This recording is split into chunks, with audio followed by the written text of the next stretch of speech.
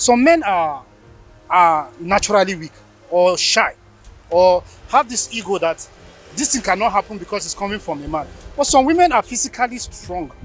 And I can tell you this from a fact I know of a woman. I grew up in the military barracks. So I understand the scenario. I've seen women beat their men physically. Some of them are God gifted, their testosterone is very strong and they can beat their men. But the men don't come out, and sometimes because of the stigmatization, instead of other men understand that it is a challenge that require help, but they mock them and they make fun of them, and as a result of that, most men keep quiet when such things happen. Honestly speaking, tell me, narrated everything from A to Z, you understand. But to cut this story short, I know that the fault is from him. He's cheating on her, so she realized, then the battle comes start, you understand. So I'm the one who can intervene. But now they are living in peacefully life. In a recent quarterly report released by the Lagos Domestic and Sexual Violence Agency, DSVA, a shocking revelation has come to light, exposing a lesser-known aspect of domestic violence: men as victims. The report has brought forward 340 cases of husbands enduring physical abuse at the hands of their wives between September 2022 and July 2023. This report aims to delve into the harsh reality of men suffering from domestic violence, shedding light on the societal factors that contribute to their silence and addressing the toxic masculinity that perpetuates this silence. The data from the state government recently that talks about the number of reported cases, I want to believe that may not be a true representation of the facts, because there may be a lot of cases of domestic violence that have gone unreported, unnoticed. It's a common thing in Africa. We have shied away about the fact that such thing happen because of the mentality of an African man. The mentality we grow up, we have to be the warrior, the stronger ones. But for facts, such thing happen. In fact, I want to believe any statistic you can give, but I think 60% of the men will never come out to speak. So if you have a result, probably 40%. Violence also affects men, and I've seen a lot of violent acts that have affected men.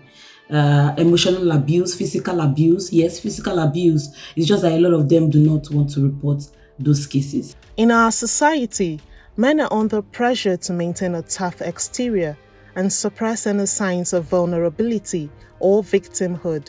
This fear is further compounded by the notion that men should silently bear their problems without uttering a word of complaint.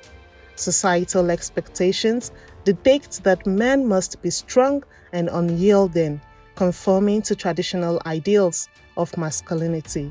However, breaking free from this cycle of silence requires understanding and challenging these deeply ingrained expectations.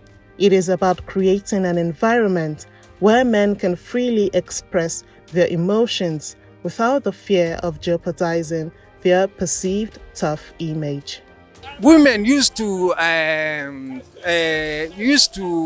how will I put it, used to bring their problems out and share it with their friends, you understand, whereby hardly a man to see that you involve himself with his friend, say that, see what is going on. Until the thing reach a certain level that he will come out, say, I can't do otherwise, so see, somebody will come and intervene.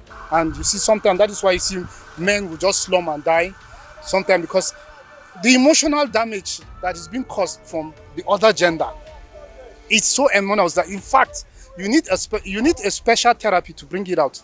If not, it's happening at a high level and that men have been shying away from it. It's not snitching, it's reporting, because I've noticed that a lot of people do not want to report these cases because they will say, you're a man, your wife beat you, it's a shameful thing and all of that. But it's important that you report this case. You are also a human being. As a man, you're a human being. So whatever goes on and you don't feel comfortable about it, instead of you fighting back, because at the end of the day, when you fight back, it becomes something else. So it's important that you report to the judiciaries, let them punish the person according to the law. So it's not snitching, it's reporting. You're doing it for yourself and to preserve your life. Efforts to address domestic violence against men necessitate a comprehensive and multifaceted approach.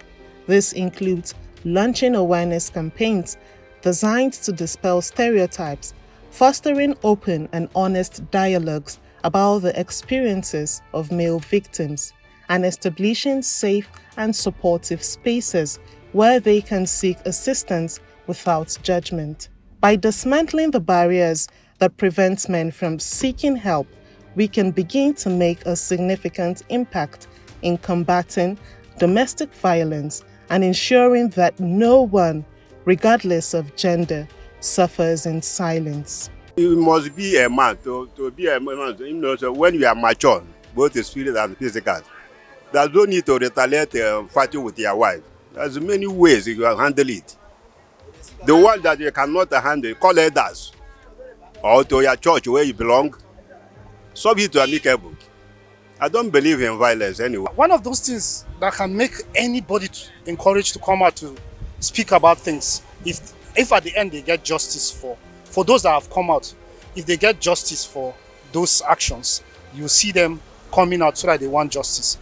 But the reason why we advocate for women a lot is because the prevalence of this violence against women is high. So that's the reason why most times we advocate for women.